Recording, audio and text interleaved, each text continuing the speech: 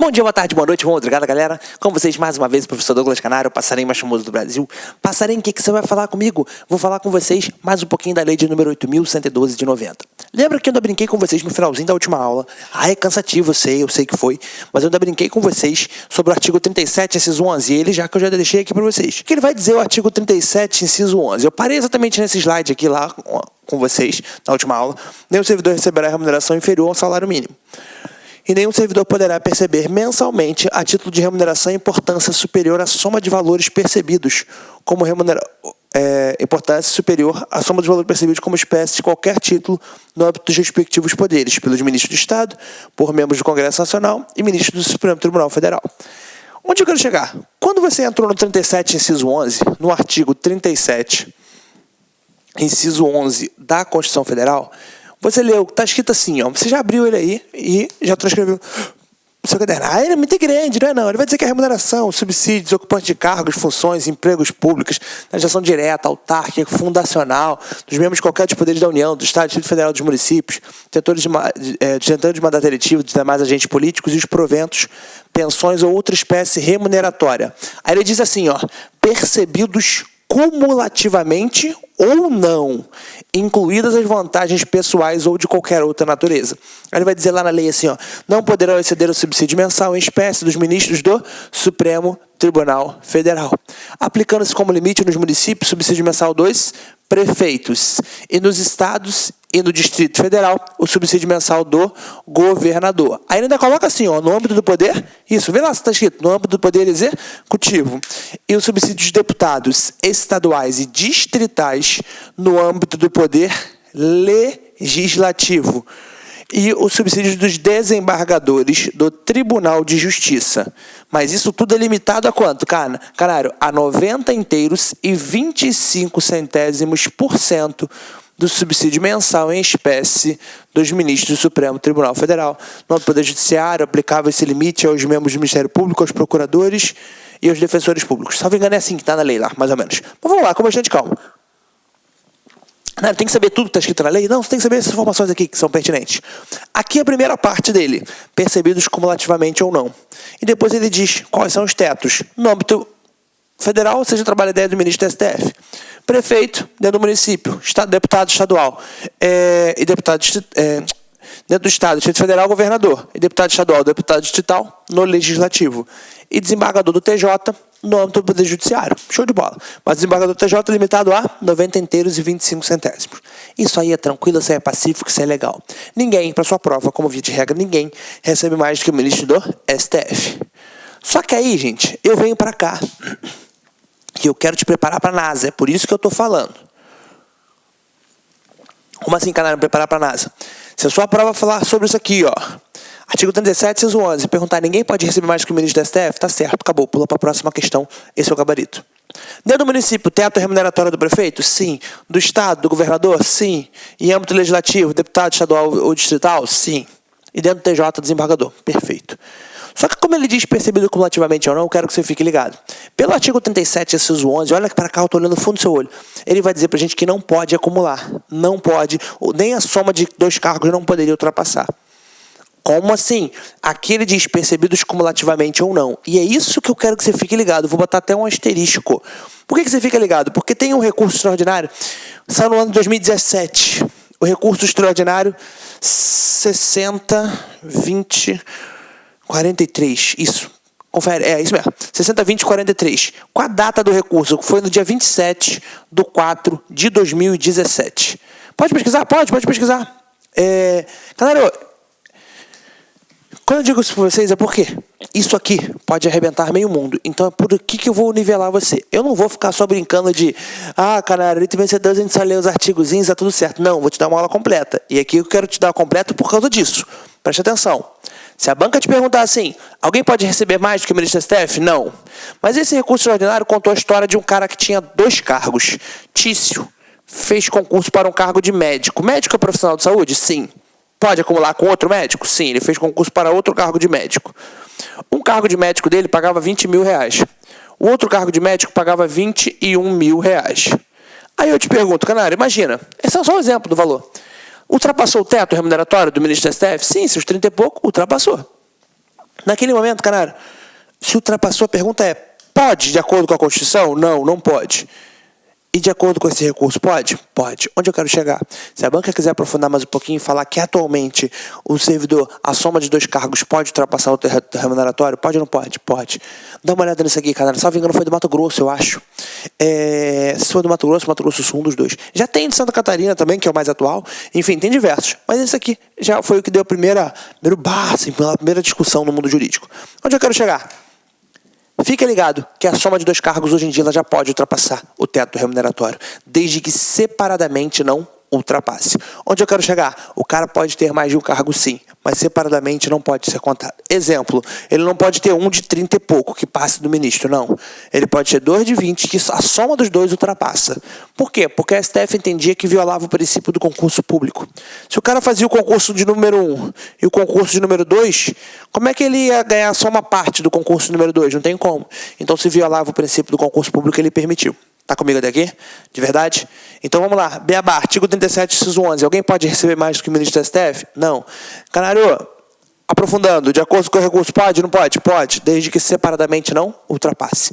Seu coração tá comigo? De verdade? Fica ligado nisso aqui. Transcreve o recurso? Sim. Recurso extraordinário 602043. Data do dia 27/4 de 2017. Pacífico no vosso coração? Legal. Que fogo. Vou apagar esse trem aqui.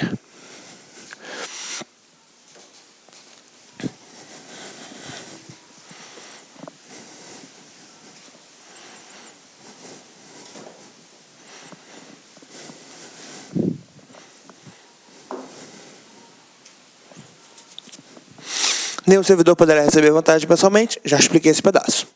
Mais um pouquinho sobre remuneração. O servidor perderá. Ele perde a remuneração do dia em que faltar ao serviço sem motivo justificado. Caralho, isso aí é lógico, eu sei. Por isso que algumas coisas são muito lógicas da 8.112. Tu não precisa ficar, vou decorar. Não, gente, ele perde porque ele perde o dia que ele faltou.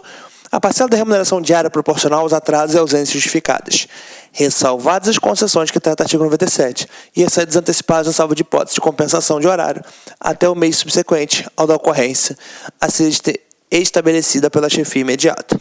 As faltas justificadas decorrentes do caso fortuito ou força maior, decorrente tanto de caso fortuito quanto de força maior, poderão ser compensadas a critério da chefia imediata, sendo assim consideradas como efetivo exercício. Ou seja, canário, podem ser compensadas a critério da chefia imediata. Onde eu quero chegar? O cara faltou por causa do fortuito e força maior. Dá um exemplo. Vamos lá agora. Imagina que Tício estava indo para o trabalho.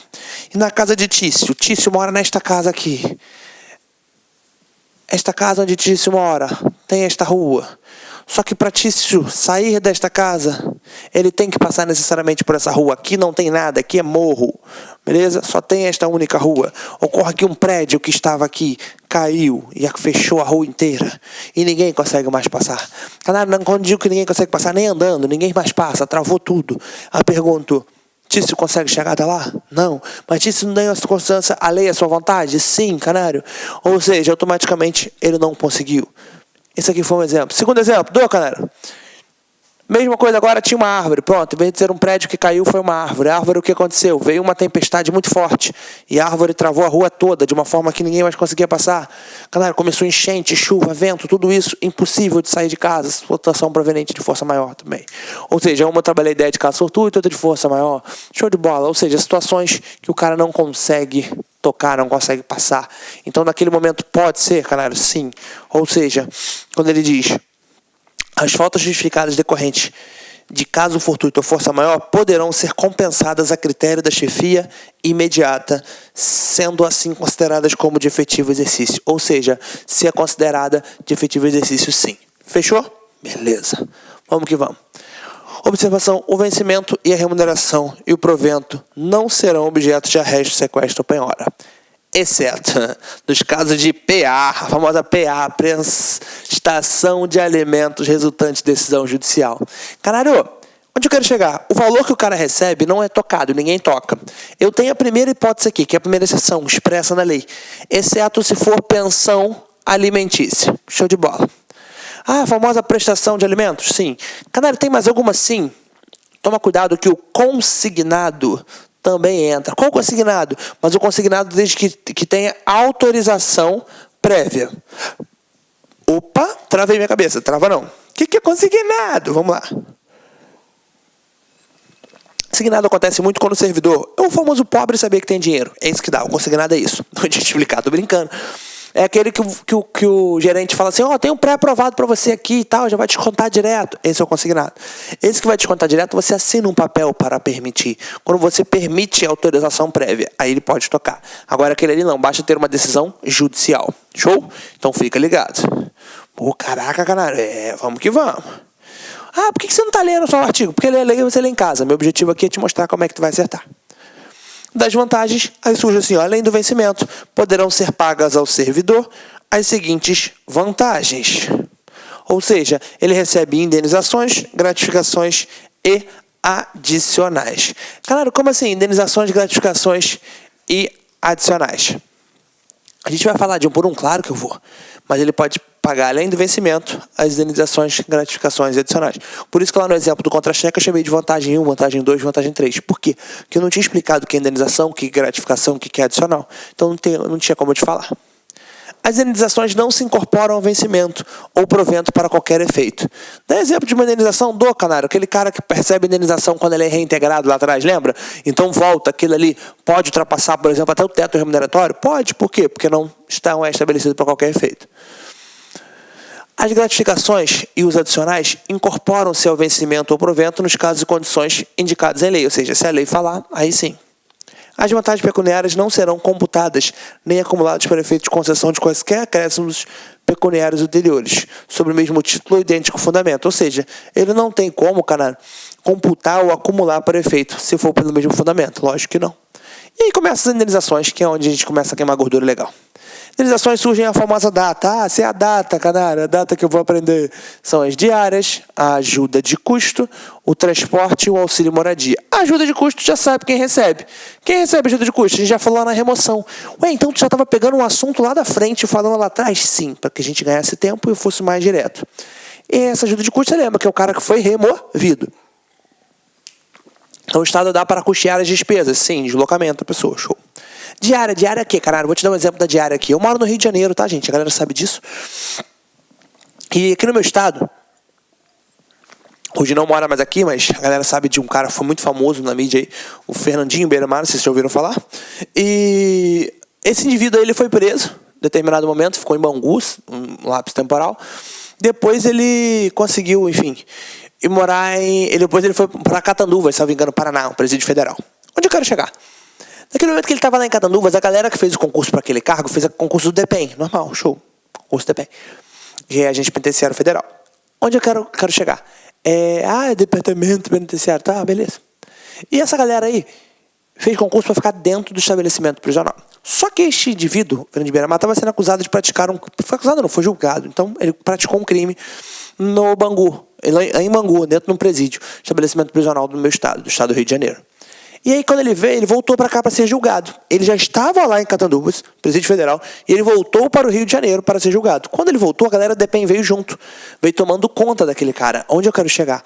Quando aquela galera veio tomando conta daquele cara, aquela galera veio para cá para escoltar aquele cara para ser julgado e para voltar. Onde eu quero chegar? Quando eles saíram do estabelecimento prisional, o concurso que eles fizeram para ficar dentro do estabelecimento, e eles saem, quando eles saem para poder fazer essa escolta, eles estão recebendo. Então, eu quero que você entenda, se ele dormiu, ele ganha 100%. Se ele não dormiu, ele ganha 50%, ou chamado de metade. Mesma coisa. Então, diário, o que eu quero que você grave?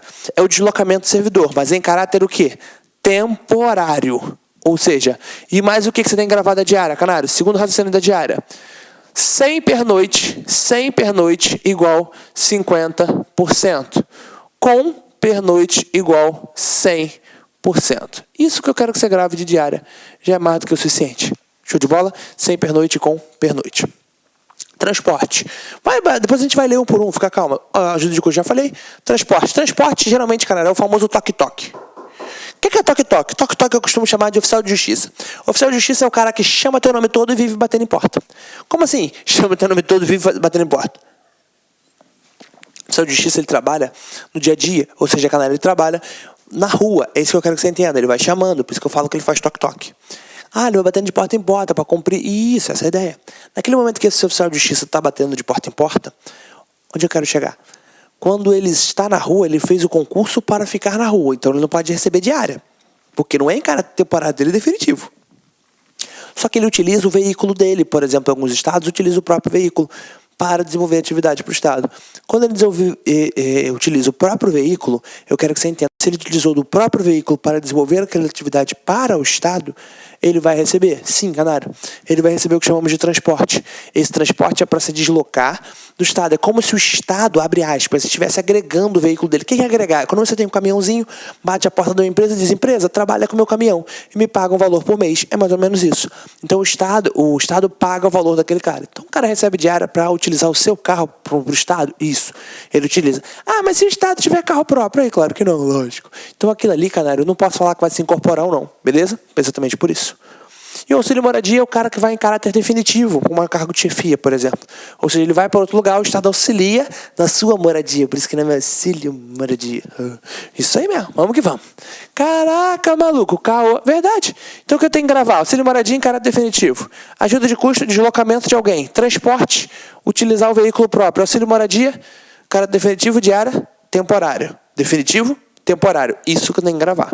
Sabe por quê? Ó, ajuda de custo. Destina-se a compensar despesas de instalações do servidor, que, no interesse do serviço, passar a ter exercício em nova sede, com mudança de domicílio de caráter permanente. Ou seja, essa ajuda de custo ele foi para ajudar os custos em caráter permanente. Show. Vedado o duplo pagamento da indenização a qualquer tempo, no caso de o cônjuge ou companheiro que detenha também condição de servidor, vier a ter exercício da mesma sede. Ou seja, não pode ser paga ajuda de custo dobrada. Lembra que eu já trabalhei isso lá atrás na aula de remoção. Pacífico no seu coração. Bem tranquilo. Vamos que vamos mais um pouquinho. Correr por conta da administração as despesas de transporte do servidor e de sua família, compreendendo passagens, bagagens e bens pessoais. Ou seja, canário, então é a despesa do cara, normal. A família do servidor, vamos lá, a família do servidor que falecer na nova sede são assegurados ajuda de custo e transporte para a localidade de origem dentro do prazo de 1 ano contado do óbito. Como assim, canário? Isso aqui já foi chamado de vantagem do óbito. O cara que foi se deslocou, canário, e foi levar a família toda. Aí ele faleceu. Ou seja, canário, automaticamente a administração, a dona Maria lá, mulher dele, pode? A família? Sim. Faleceu na nova sede. São asseguradas ajuda de custo e transporte para outra localidade dentro do prazo de 1 ano a contar do óbito. Morreu agora, ele tem 1 ano, a família tem 1 ano para pedir para poder voltar para o local de origem. Beleza? E o Estado vai pagar? Sim. Não será concedida ajuda de custo nas hipóteses de remoção de ofício. Lembra? Quem foi removido de ofício está com dinheiro. Quem foi pedido está duro. Lembra disso. Ah, tu falou. Eu sei que eu falei. Vamos que vamos. Umas coisas eu estou lendo porque eu já expliquei, eu já bati. A ajuda de custo é calculada sobre a remuneração do servidor, conforme se dispuser o regulamento, não podendo exceder a importância de correspondente de a 3 meses, ou seja, não pode ser superior a 3 meses. Não será concedida ajuda de custo ao servidor que se afastar do cargo ou reassumi-lo em virtude de mandato eletivo. Não, cara, se ele foi e voltou, em mandato eletivo, é claro que não vai ter ajuda de custo. Será concedida ajuda de custo àquele que, não sendo servidor da União, for nomeado para cargo de comissão em mudança de domicílio. Ou seja, canário, se ele foi nomeado para cargo de comissão, sim, show. O servidor ficará obrigado a restituir ajuda de custo quando injustificado não se apresentar na nova sede no prazo de 30 dias. Ou seja, se ele não comparecer no prazo de 30 dias, ele é obrigado a devolver. Ou seja, se ele não tiver justificativa, ele é obrigado a devolver. Show? Tranquilão. Então, a ajuda de custo já foi fácil porque a gente já tinha batido. Diária, eu até te expliquei, dormiu ou não dormiu. O servidor que a serviço... Olá, meus amigos, minhas amigas, sou o professor Luiz Antônio Carvalho, com muito prazer, muita satisfação, estou aqui para fazer um convite muito especial, muito carinhoso aí, para que vocês se matriculem na isolada do professor do canarinho mais famoso do Brasil, é isso mesmo, professor Douglas Canário, tem uma isolada aqui na Lá Concursos de Direito Administrativo, você conhece a qualidade aí e a dimensão aí, a profundidade das aulas e a didática do professor Douglas Canário. Essa isolada com as videoaulas que estão disponíveis aqui na descrição desse vídeo, né? Desse vídeo, custa apenas R$30. É isso mesmo, com prazo de acesso durante 30 dias. Você poderá assistir quantas vezes quiser e na hora que desejar. Bacana? Então o convite está feito aí. Venha fazer a isolada Direito Administrativo com o professor Douglas Canário aqui na Lá Concurso. Um forte abraço, espero vocês. Tchau, tchau. Clique lá